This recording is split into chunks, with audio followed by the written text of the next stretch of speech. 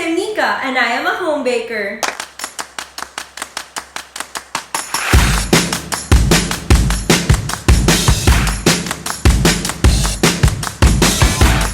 Welcome to the second episode of our Negosyo series. So for today, pag-uusapan natin ang isang school canteen favorite. Simula pa nung grade school ako hanggang sa naging college ako. And I think halos lahat din ng school canteen merong benta na ganito. And that is the famous cheese sticks. So cheese sticks is actually a cheese bar, pero sticks na ang tawag sa kanya dahil sa way ng pagka-slice nito.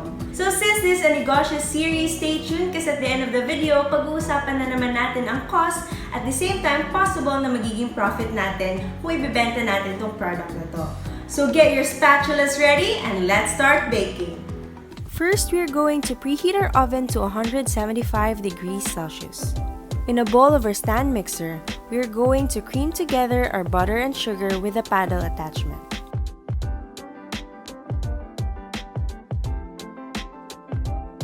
In a separate bowl, we are going to mix together our flour and baking soda. We will then add this to our cream butter alternately with our condensed milk and beat this together just until combined. We need to make sure not to overbeat our batter.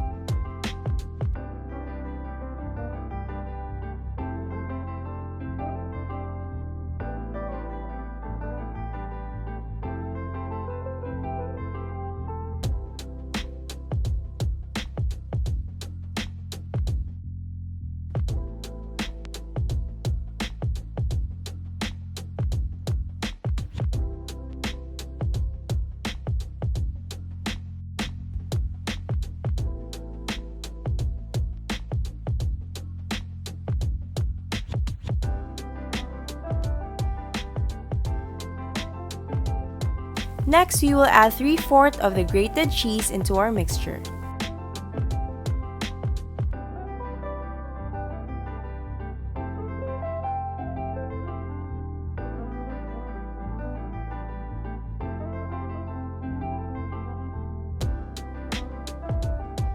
Our batter should be thick like this.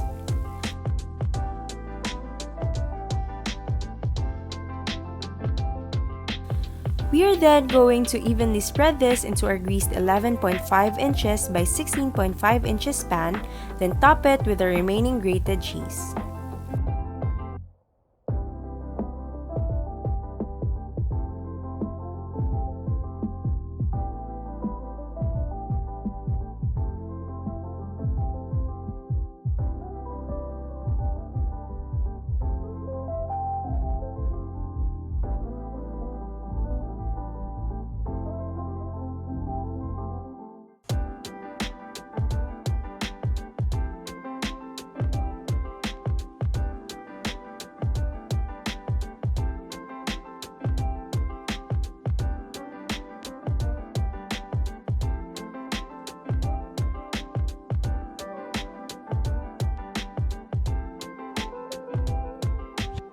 We will bake this for 25 to 30 minutes just until the top part is golden brown and not burnt.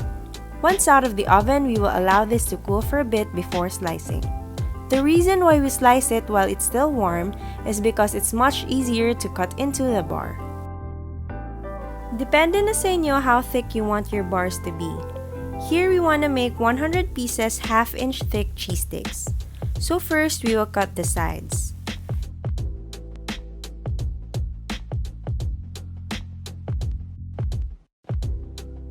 Next, we will divide it horizontally into 3 parts, then we will divide it vertically into half-inch thick sticks.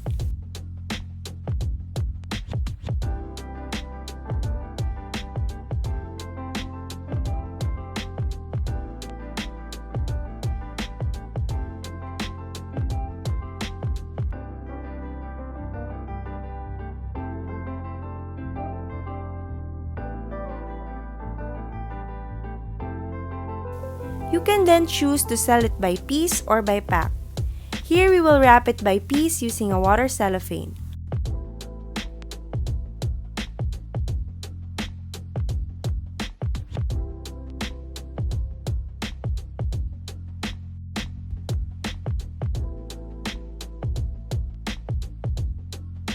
Another option would be to sell it by 25 pieces using the clam plastic container.